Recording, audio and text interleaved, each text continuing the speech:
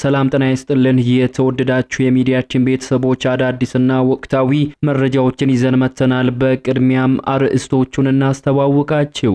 ጠቅላይ ሚኒስትር አብይ አህመድ በአማራ ክልል ጉዳይ ጣልቃ እንደማይገቡ ተናገሩ። በምስጢር አማራ ክልል ገብተው ጉብኝት ያደረጉት ጠቅላይ ሚኒስትር አብይ አህመድ በእርሳቸው የሚመራው የፌደራል መንግስት በአማራ ክልል ጉዳይ ጣልቃ እንደማይገባ ተናግረዋል። ጠቅላይ ሚኒስትሩ በአማራ ክልል በነጻነት መንቀሳቀስ አስቸጋሪ የሆነበት ሁኔታ መፈጠሩንም ገልጸዋል። ሙሉ መረጃው በዘገባችን ተካቷል። ይህ በእንዲህ እንዳለ ጠቅላይ ሚኒስትሩ በነበሩበት ቅርብ ርቀት ላይ በፋኖ ኃይሎች ጥቃት መፈጸሙ ተሰምቷል። ጠቅላይ ሚኒስትር አብይ ጎንደር በገቡበት ወቅት በጎንደር የፋኖ ኃይሎች ጥቃት መፈጸማቸው ተገልጿል። በክልሉ በፋኖ ኃይሎችና በመንግስት ኃይሎች መካከል በተለያዩ ግንባሮች በቀጠለው ውጊያም ከፍተኛ የሆነ ሰብአዊና ቁሳዊ ኪሳራዎች ደርሷል ተብሏል። በዝርዝር እንመለከተዋለን። በሌላኛው ሰበር ዜና በአፋር ክልል በድሮን የተመታው የህወሓት ጦር ፊቱን ወደ ወልቃይት ማዞሩ ተሰማ። የአፋር ክልል መንደሮችን የተቆጣጠረው የህወሓት ኃይል ከክልሉ ተመቶ መውጣቱ የተሰማ ሲሆን ከባድ መሳሪያ የጫነው የህወሓት ጦር ወደ ወልቃይት መጠጋቱ ተገልጿል። ይህንን ተከትሎም የወልቃይቱ መሪ ኮሎኔል ደመቀ ዘውዱ ወደ ግንባር ገብተዋል። በወልቃይት የሚገኘው የተከዘዘብ የተሰኘው ወታደራዊ ኃይል በተጠንቀቅ እንዲቆም ትዕዛዝ የሰጡት ኮሎኔል ደመቀ ዘውዱ ለህዝቡ ክተት ማወጃቸው ተሰምቷል። በዝርዝር እንመለስበታለን። የቀድሞ የአዲስ አበባ ምክትል ከንቲባ የሐዋሳ ከተማ ከንቲባ ተደርገው መሾማቸው ተሰማ። የጠቅላይ ሚኒስትር አብይ አህመድ አስተዳደር ከቅርብ ጊዜ ወዲህ በመንግስት ባለስልጣናት ላይ የጀመረውን የባለስልጣናትን ሹምሽር እርምጃን አጠናክሮ መቀጠሉም ተሰምቷል። ዛሬ ላይ በወጣው አዲስ መረጃ ለሐዋሳ ከተማ አዲስ ከንቲባ መሾሙ ተገልጿል። ሙሉ መረጃው በዘገባችን ተካቷል። ታደምጡታላችሁ። መስጊድ ላይ በደረሰ ፍንዳታ በርካታ ሰዎች ላይ ከባድ ጉዳት መድረሱን ፖሊስ አስታወቀ። በዋና ከተማዋ በሚገኝ መስጊድ ላይ በደረሰ ፍንዳታ ከፍተኛ ቁጥር ያላቸው ሰዎች መጎዳታቸውን ፖሊስ ባወጣው መግለጫ ገልጿል። በመስጊድ ውስጥ የተከሰተውን ፍንዳታ በተመለከተ በዝርዝር ይዘናል። ከጅቡቲ ተጭኖ ሲገባ የነበረው ነዳጅ የመቀሸብ ወንጀል ሲፈጽሙ የነበሩ ግለሰቦች በቁጥጥር ስር መዋላቸው ተሰማ። የነዳጅና ኤነርጂ ባለስልጣን እንደገለጸው በሰመራ ሎጊያ ከተማ ከጅቡቲ ወደ ሀገር ውስጥ የሚገቡ የነዳጅ ምርቶች ላይ የሽቀባ ወንጀል ሲፈጽሙ የነበሩ በርካታ ግለሰቦች በቁጥጥር ስር መዋላቸውን ገልጿል። በዝርዝር የምንመለከተው ሌላኛው መረጃችን ነው።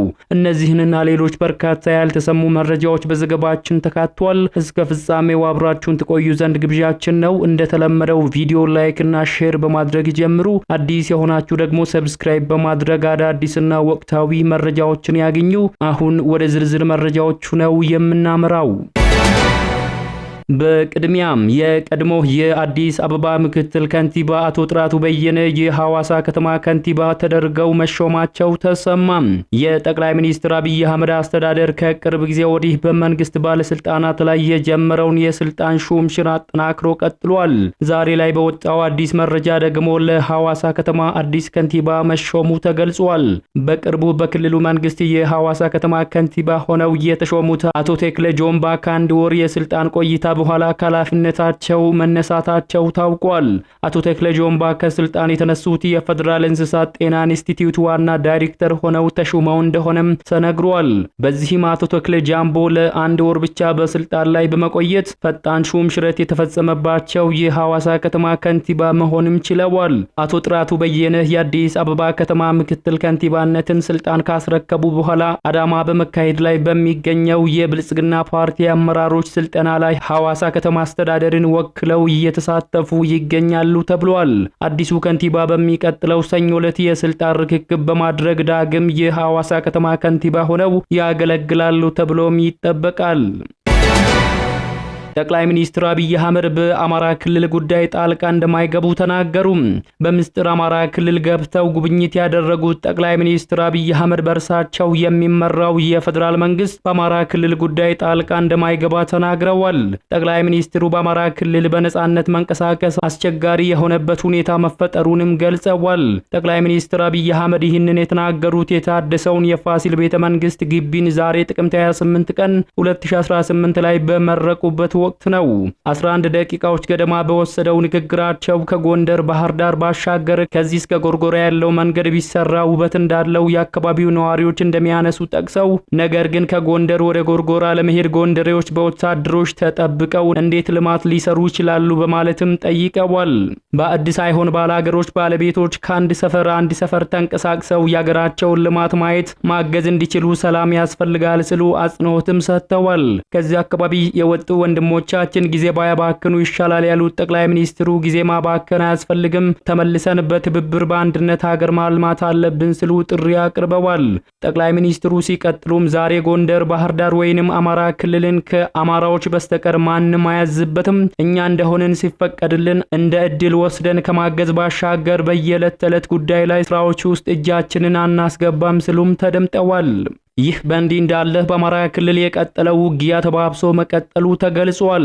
በክልሉ በፋኖ ኃይሎችና በመንግስት ኃይሎች መካከል በተለያዩ ግንባሮች በቀጠለው ውጊያ ከፍተኛ የሆነ ሰብአዊና ቁሳዊ ኪሳራዎች መድረሳቸው ተነግሯል። ከትላንት ጀምሮ በሰሜን ጎንደር መተማ ዮሐንስ ወረዳ ጓንግ ተብሎ በሚጠራው አካባቢ ከበድ ያለ ውጊያ መደረጉ ተሰምቷል። በኢትዮጵያና በሱዳን ድንበር ዙሪያ በምትገኘው መተማ ዮሐንስ ወረዳ 3ኛ ቀኑን ያስቆጠረ ውጊያም እየተካሄደ ይገኛል። በወረዳው ያለፉትን 2 ቀናት በተደረገው ከባድ ውጊያ በሁለቱም ኃይሎች በኩል ከባድ ጉዳት ደርሷል ሲሉ የአካባቢው ነዋሪዎችም ተናግረዋል። ውጊያውን በተመለከተ በአካባቢው የሚገኙ የፋኖ አመራሮች ከውጊያው አንድ አይሱዙ ተሽከርካሪን በቁጥጥር ስር ማዋላቸውን ገልጸዋል። በተመሳሳይ በዚሁ በመተማ ዮሐንስ ወረዳ ልዩ ስሙ ታጉር ተብሎ በሚጠራው አካባቢ ላይ ከጥቅምት 25 ቀን 2018 ጀምሮ ለተከታታይ ቀናት ውጊያ መደረጉን የገለጹት የፋኖ አመራሮች ከ27 በላይ ወታደሮችን መማረካቸውንም ተናግረዋል። በአካባቢው ትንቅንቁ ትናንትናና ዛሬም ቀጥሎ 3ኛ ቀኑን ያስቆጠረ ሲሆን የመንግስት ኃይሎች ከባባድ መካናይዝድ መሳሪያዎችን ታጥቀው ጥቃት መፈጸማቸውንም አክለዋል። የመከላከያ ሰራዊት በበኩሉ ሰላምን ለማደፍረስ እየተንቀሳቀሰ ባለው ቡድን ላይ እርምጃው ቀጥሏል ብሏል። በዘረፋና በውንብድና ተግባር ላይ ተሰማርቶ የህዝቡን ሰላም በሚነሳው ጽንፈኛ ስል በጠራው ቡድን ላይ የምንወስደውን እርምጃ ተጠናክሮ ይቀጥላል ሲሉ በሰሜን ምዕራብ እዝ የክፍለ ጦር ምክትል አዛዥ ሌተናል ኮሎኔል ጌታቸው መርጋ ተናግረዋል። በማዕከላዊ ጎንደር ዞን ምስራቅ ደንቢያ ወረዳ ጽንፈኛ ባሉት ቡድን ላይ የተጠና ከበባ በማድረግ ጋሻው መንግስት የተባለ የፋኖ አመራሪን ጨምሮ 3ቱ ሲማረኩ የተለያዩ መሳሪያዎችና ተተኳሾችን በቁጥጥር ስር ውለዋል ብለዋል። ወደ ሌላኛው መረጃችን ስናመራ በአፋር ክልል በድሮን የተመታው የህወሓት ጦር ፊቱን ወደ ወልቃይት ማዞሩ ተሰማ። የአፋር ክልል መንደሮችን የተቆጣጠረው የህወሓት ኃይል ከክልሉ ተመቶ መውጣቱ የተሰማ ሲሆን ከባድ መሳሪያን የጫነው የህወሓት ጦር ወደ ወልቃይት መጠጋቱ ተገልጿል። ይህንን ተከትሎም የወልቃይቱ መሪ ኮሎኔል ደመቀ ወደ ግንባር ገብተዋልም ተብሏል።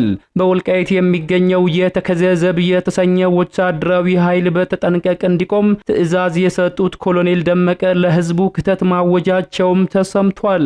ከቀናት በፊት በአፋር ክልል ጥቃት የፈጸመው ህወሓት ለ3 ዓመታት ይከበርልኝ ሲል የቆየውን የፕሪቶሪያውን የሰላም ስምምነት የጣሰ ተግባርን ፈጽሟል።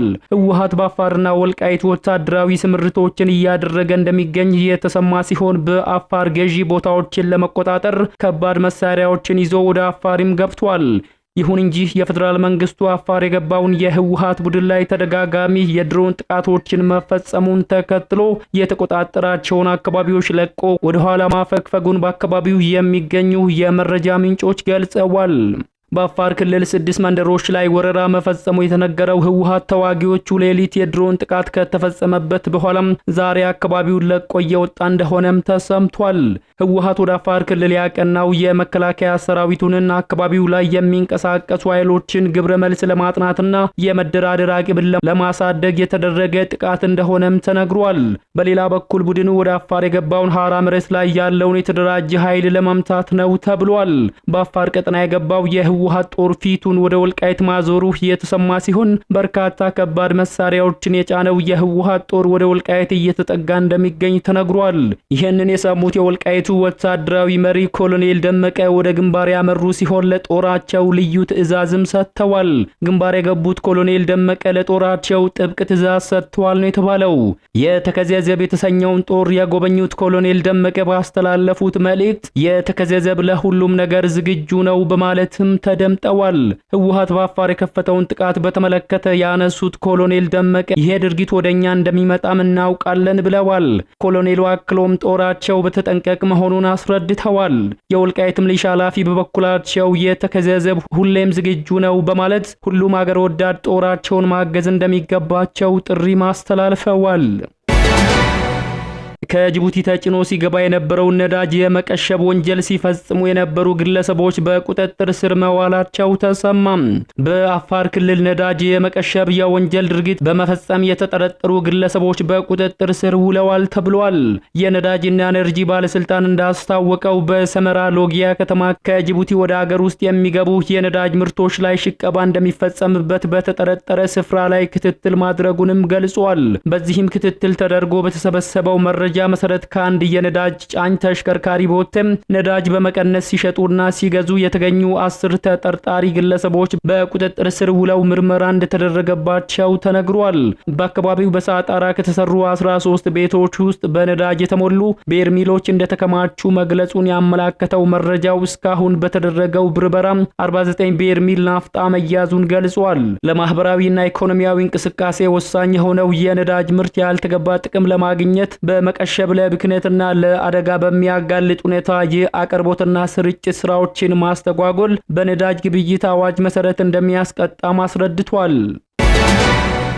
በመጨረሻ መስጊድ ላይ በደረሰ ፍንዳታ በርካታ ሰዎች ላይ ከባድ ጉዳት መድረሱን ፖሊስ አስታወቀም።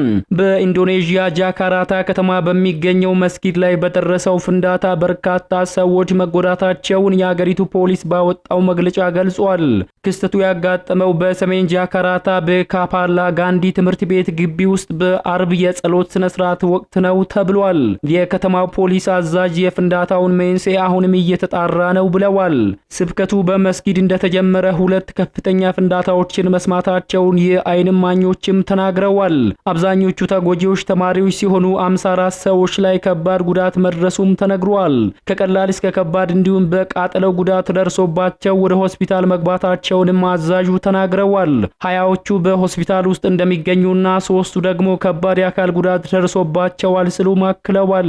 በስፍራው የተሰማራው ጸረ ቦምብ ቡድን ከመስጊዱ አቅራቢያ የአሻንጉሊት ሽጉጥና አንድ አሻንጉሊት ማግኘቱን የፖሊስ አዛዡ ተናግረዋል። የፍንዳታውን መንስኤ ለማወቅ ፖሊስ አሁንም ቦታው ላይ እያጣራ ነው ሲሉ አስረድተዋል። የአካባቢው የዜና ማሰራጫዎች በትምህርት ቤቱ ዙሪያ ፖሊስ አምቡላንሶች ቆመው የሚያሳዩ ምስሎችን አጋርተዋል።